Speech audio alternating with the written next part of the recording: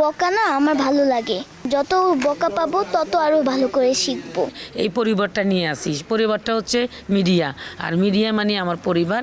এখানে সবাই ভালো, সবাই আমার গার্ডিয়ান। খাবার দাবারের প্রায় নাই, সকালে আসছি তো সিন করতে করতে করতে করতে করতে একদম ইফতার পর্যন্ত কোনো প্যারাই নাই, খাওয়ার ঝামেলা নাই।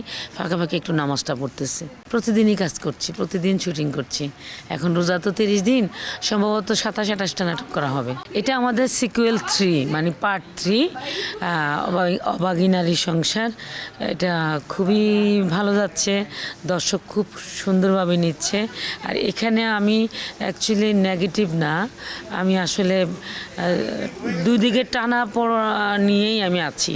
মানে ছেলে এবং ছেলের বউ দুজনকেই ভালোবাসি, আবার ওদের বর্তমান পরিস্থিতি নিয়েই আমি টেনশনে থাকি। আমি যে নেগেটিভ তা না, আবার একেবারে পজিটিভ তাও না, মানে দুটানার মধ্যে আমি আছি। বেশ ভালো গল্প। ব্যক্তিগতভাবে আমি অনেক প্রশংসা পেয়েছি, আত্মীয় স্বজন লোকজন এরকম বলে যে এই নাটকটা তো ফার্স্ট পার্টে আমি একটু নেগেটিভ ছিলাম, সেকেন্ড পার্টে একেবারেই ভালো। বলে যে তুই তো এখানে পজিটিভ করেছিস রে, তুই তো ভালো করেছিস।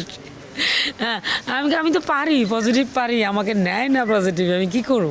আমি সবগুলো গল্প পাইনি, কিছু কিছু পেয়েছি। না, আমি গত 15-20 দিনে যা গল্প করেছি ম্যাক্সিমামই পজিটিভ, অবলা নারী, দুঃখিনী মা, এই টাইপের।